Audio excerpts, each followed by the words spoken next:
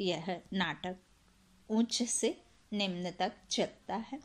विश्व नाटक मानव आत्माओं और उनकी वृद्धि और गिरावट, जीत और हार, खुशी और पीड़ा, ज्ञान और अज्ञानता, स्वतंत्रता और कर्म के बंधन की कहानी है। यह अच्छी और बुरी ताकतों के खेल और 4 अलग अलग चरणों के माध्यम से है, जिसके माध्यम से मानव आत्माएं और प्रकृति सब ही गुजरती है। प्रकृति भी तमो प्रधान अवस्था में निम्न से अपने उच्च से निम्न स्तर पर आती है। यह इस अनंत विश्व चक्र के माध्यम से, अनंत विश्व चक्र के माध्यम से अपनी नाटकीय यात्रा पर मानवता की कहानी है। यह वास्तव में अब तक की सबसे बड़ी कहानी है। यह सुख और दुख, दिन और रात का चक्र है, जिसे स्वर्ग और नरक के रूप में याद किया जाता है। रात अर्थात जब रात होती है विश्व इस मनुष्य सृष्टि पर, तो भक्ति शुरू होती है। दिन आता है रात के बाद, तो रात के बाद दिन आता है और ऐसे चक्र फिरता रहता है। कितना भी घनघोर अंधेरा हो, लेकिन जब दिन होता है तो वो घनघोर अंधेरे को पूरी तरीके से उजाले में बदल जाता है। लेकिन यह भी समझाया गया है कि हम अपने व्यक्तिगत जीवन के 75% अर्थात 75% जो परसेंट के लिए खुशी का अनुभव करते हैं। जैसे कि एक बच्चा शुद्ध है तो सभी उसे प्यार करेंगे। इस प्रकार कहा जाता है एक बच्चा भगवान के बराबर है, और इसी में इस बच्चे के रूप में ही सतो प्रधान अवस्था अर्थात सतयुग का जो प्रिंस कृष्ण है, उसकी सतो प्रधान अवस्था अर्थात सतयुग का प्रिंस दिखाया है। अब यह एक बड़ी तस्वीर है। जब हम तांबे की उम्र में पूजा करना शुरू करते हैं, तांबे की उम्र होती है ना हमारा, जब बाकी चीज़ों से निवृत्त हो जाते हैं, हम बच्चे का जीवन हो जाता है, हमारा टीन एज निकल जाती है, हमारी आधी एज के बाद जो हमारी 60 के बाद 70-75 जो शुरुआत होती है, तब फिर क्या होती है, तांबे की एज होती है, जब हम क्या करते हैं, पूजा पाठ करना शुरू करते हैं। तो सबसे पहले हम ईश्वर की भक्ति के कारण शुद्ध रहते हैं।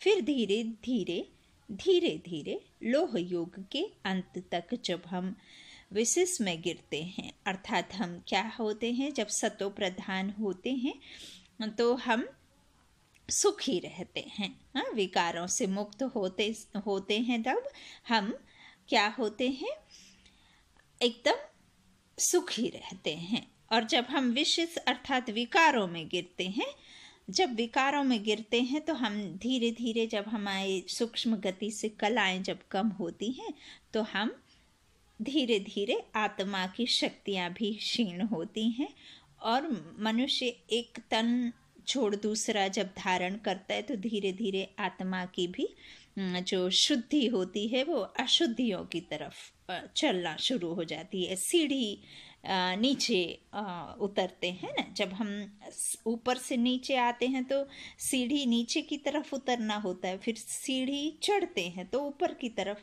तो हम जब सतो प्रधान से लोह युग में आते हैं तो धीरे धीरे हमारी आत्मा क्या करती है, नीचे की ओर गिरती कला में होती है। तो नीचे धीरे धीरे गिरते हैं और एकदम फिर हम अधिक दुख का अनुभव करते हैं। चक्र के आधे हिस्से को नई दुनिया अर्थात स्वर्ग कहा जाता है, जिसकी स्वयं ईश्वर आके क्या करते हैं, उसकी स्थापना कराते हैं। अन्य आधे को पुरानी दुनिया कहा जाता है। जैसा कि आप इसमें देख रहे हैं चित्र में।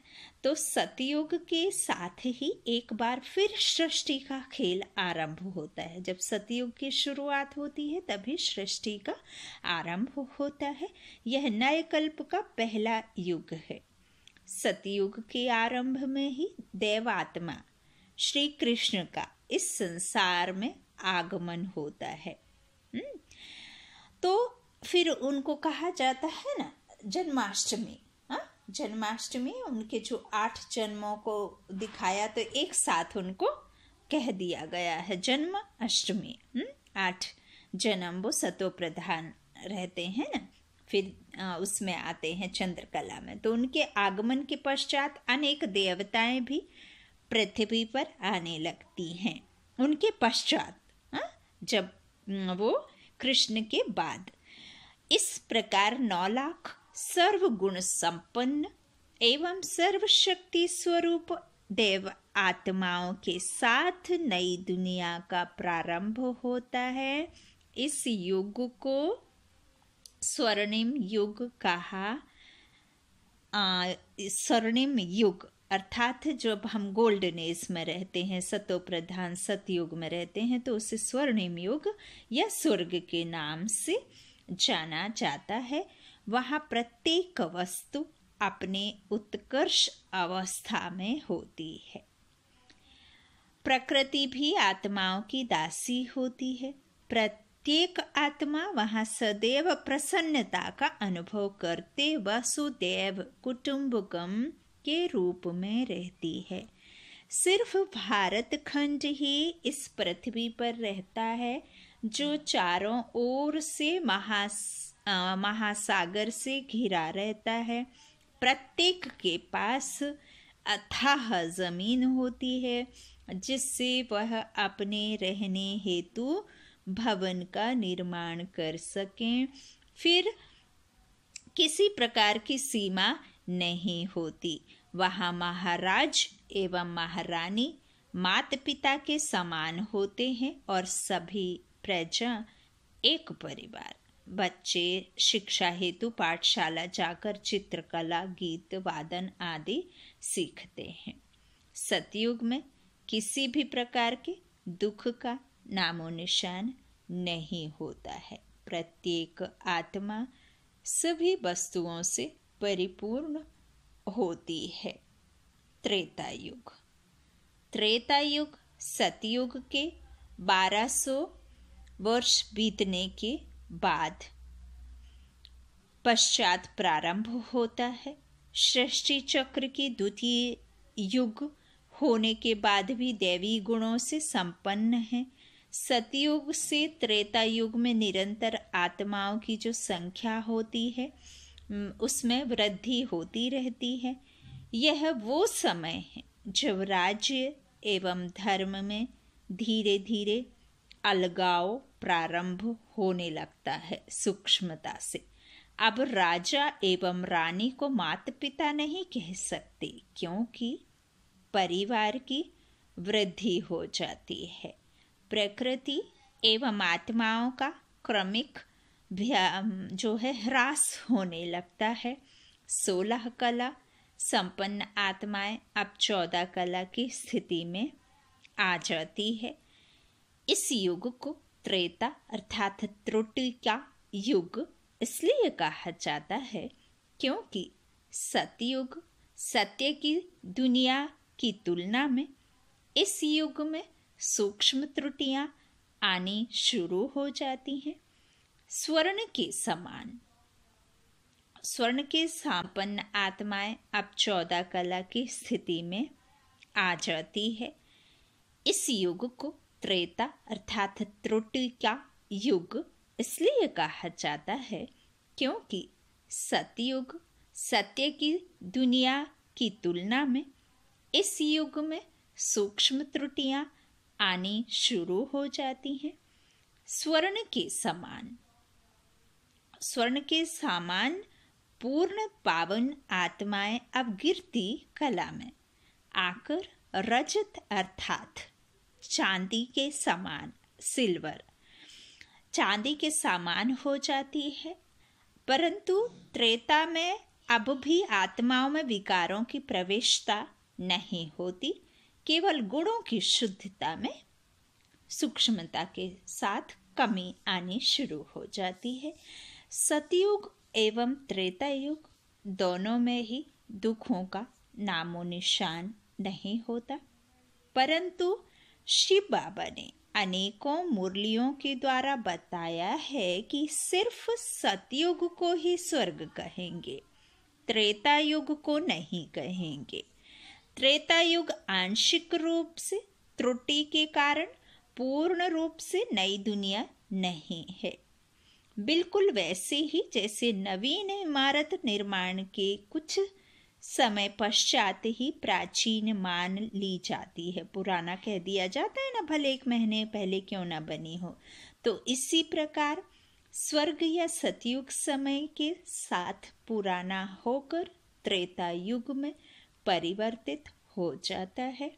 परिवर्तन की ये प्रक्रिया बहुत धीरे धीरे होती है। जैसे जो पूर्णिमासी से चंद्रमा की ओर जब बढ़ता है तो बिल्कुल धीरे धीरे चंद्रमा आंशिक रूप से पूर्णिमासी के बाद अमावस्या के लिए तैयार होता है ना, एकदम सूक्ष्म गति से। जो हम अनुभव बहुत ध्यान से देखो तो पता चलता है कि कैसे धीरे धीरे बढ़ता है और कैसे कैसे धीरे धीरे घटता है। ठीक उसी तरह से यह मनुष्य सृष्टि का ये जो गुण हैं, जो कलाएं हैं, वो बिल्कुल सूक्ष्म गति से प्रवेश करती हैं, है ना। आत्मा एक तन बदलती है, दूसरा लेती है, फिर इस तरह से परिवर्तन की ये प्रक्रिया बहुत धीरे धीरे परिवर्तित होती है।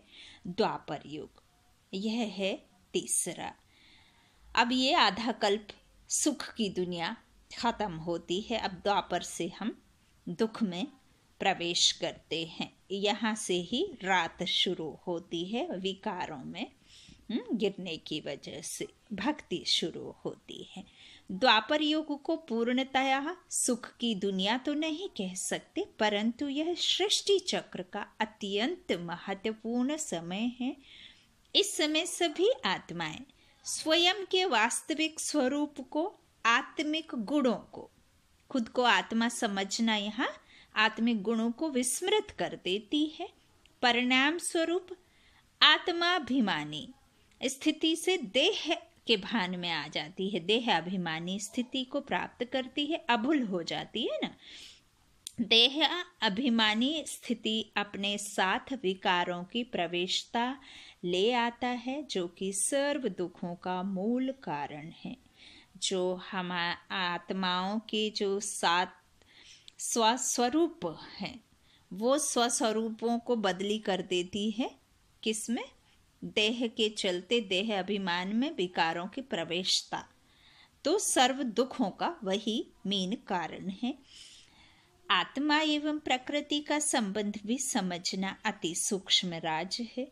जब आत्माएं पूर्ण पवित्र होती हैं तो प्रकृति भी संपूर्ण पावन होती है, किंतु जैसे जैसे आत्माएं पतित होती जाती हैं, प्रकृति भी अपनी पावनता को खो देती है। यही वह समय है जब भारत में भूकंप आदि आने से व प्रकृति की हलचल से अधिकांश स्वर्ण भूगर्भ में चले जाते हैं। प्रकृति की हलचल व प्राकृतिक आपदाएं द्वापर युग के आरंभ में ही होती हैं, जिसमें महल इत्यादि अधिकांश सतयुगी वैभवों का विनाश हो जाता है। अधिकतर मनुष्य वन में रहने लगते हैं। यही वह समय है जब दुखों के कारण मनुष्य आत्माएं परम पिता परमात्मा को पुकारने लगती हैं और यहीं से भक्ति का प्रारंभ होता है। द्वापर युग में मुख्य परिवर्तन, पहला द्वापर युग में जो मुख्य परिवर्तन होता है वह है आत्मा अभिमानी स्थिति से देह अभिमान में आ जाना, देह को सब कुछ समझने लग जाना। तो देह अभिमानी स्थिति में आने से विकारों वश जीवन में दुखों की प्रवेशता होती। दूसरा, अनेक वैभव के समाप्त होने व दुखों के कारण ईश्वर की याद। जो हमारे पास में धन संपत्ति वैभव सुख होता है ना, उसकी समाप्ति होने के कारण दुखों में दुखवश ईश्वर की याद एवं भक्ति का प्रारंभ हो जाता है। यह समय था ईश्वर को ढूंढने के लिए अनेक शास्त्रों की रचना करने का, क्योंकि स्वयं को भूलने के कारण ईश्वर को याद करने की आवश्यकता हुई एवं ईश्वर को सत्य रूप से जानने के लिए सत्य ज्ञान की खोज आरंभ हुई। इन्हीं शास्त्रों व भक्ति के कारण संसार अभी तक पूर्ण रूप से अशांत नहीं हुआ था। इस युग में भक्ति मार्ग ने अपना प्रभाव आरंभ कर दिया था। द्वापर युग में ही धर्मों की स्थापना हुई। अब आते हैं कलयुग एवं संगम युग, जो कि अंत और आदि। संगम युग माना जो आदि अर्थात फिर से शुरुआत होती है एक कल्प खत्म होकर, और कलयुग अंतिम। तो अंत और संगम युग जो आदि का, तो बीच का। तो कलयुग के प्रारंभ तक 3 मुख्य धर्म इस्लाम, बौद्ध एवं क्रिश्चियन धर्म की स्थापना हो चुकी होती है, परंतु तब तक मनुष्य आत्माएं पूर्णतया अपनी स्मृति विस्मृत कर चुकी होती हैं। अर्थात मनुष्य सिर्फ और सिर्फ देह में, 5 विकारों में, और आत्मा तो बिल्कुल ही भूल चुके होते हैं। कलयुग है समय भ्रष्टाचार का, अनीतियों का और पूर्ण नैतिक पतन का। आत्माएं स्वयं के बुरे संस्कारों में जकड़ी हुई होती हैं। रावण राज्य में एक होता है राम राज्य और एक होता है रावण राज्य, और रावण राज्य पूरी तरह से जो जकड़ लेता है आत्माओं को, बिल्कुल एकदम इस विकारों में जकड़ लेता है, तभी तो फिर दुख ही होते हैं ना। तो राम के राज्य से हम एकदम रावण की गिरफ्त में आ जाती हैं आत्माएं। तो संस्कारों में जकड़ी हुई होती हैं, स्वयं के बुरे संस्कारों में। समय के साथ संसार अनेकों धर्मों एवं जातियों में विभाजित हो जाता है। दुख अपनी चरम अवस्था पर पहुंच जाता है। धर्म, युद्ध और दुखद अंधकार कलयुग की निशानी है। राजा विकारवश कर्मेंद्रियों पर नियंत्रण खोने से राज्य अधिकारी भी खो देते हैं। कलयुग अंत तक भारत में दरिद्रता, गरीबी एवं अराजकता का बोलबाला हो जाता है। तामसिक भक्ति भी अपनी चरम सीमा पर होती है, क्योंकि अथाह दुखों के कारण मनुष्य आत्माओं को और कोई मार्ग नहीं सूझता। यही वह समय है जब परमात्मा स्वयं अवतरित हो अपना सत्य परिचय देते हैं एवं सत्य ज्ञान दे सत्य धर्म की स्थापना करते हैं। इस समय को संगम युग या पुरुषोत्तम संगम युग के नाम से जाना जाता है, क्योंकि इसी समय परमात्मा आत्माओं को सत्य ज्ञान से अवगत करा आत्मा रूपी पुरुष को उत्तम बनाते हैं एवं आदि सनातन देवी देवता धर्म की स्थापना करते हैं। कलि युगी अंधकारमय संसार से मुक्ति दिलाते हैं। वह राम आता है सीताओं को गिरफ्त से छुड़ाने के लिए। वह हम सीताओं को रावण की गिरफ्त से छुड़ाने हैं ना। संगम युग। संगम युग पर विश्व नाटक का सूत्रधार परमात्मा स्वयं मुख्य एक्टर बन जाता है। वह बड़ी शांति के साथ विश्व के एक स्थान भारत में अवतरित होकर सत्य ज्ञान देते हैं। इसीलिए भारत को अखंड भारत कहा गया है। आत्मा परमात्मा सृष्टि चक्र स्वर्ग का राज्य भाग्य एवं मुक्ति जीवन मुक्ति का मार्ग बताते हैं, जो जीवन को पावन बनता है। आत्माओं के ज्ञान चक्षु जिसे हम आत्मा कहते हैं। ज्ञान चक्षु मुरली के ज्ञान एवं ज्ञान रत्नों के मनन चिंतन द्वारा खुल जाते हैं। आत्मा स्वप्रति जागृत हो जाती है। परमात्मा द्वारा दिए सत्य ज्ञान से हम आत्माएं स्वयं की संपूर्ण जीवन यात्रा पावन से पतित, सतो प्रधान से तमो प्रधान आदि भली भांति समझ सकते हैं। ईश्वरीय ज्ञान में निश्चय एवं निष्ठा से तमोगुणी अंधकार छंटने लगता है और आत्माएं एक नए सवेरे की तरफ अग्रसर होने लगती हैं। यह समय है जब मनुष्यता इस कल्प की पूर्णतया पर है। पुराना कल्प समाप्त होने को है और नया सतयुगी संसार एक नया कल्प आरंभ होने की तैयारी में है। ओम शांति, ओम शांति, ओम शांति।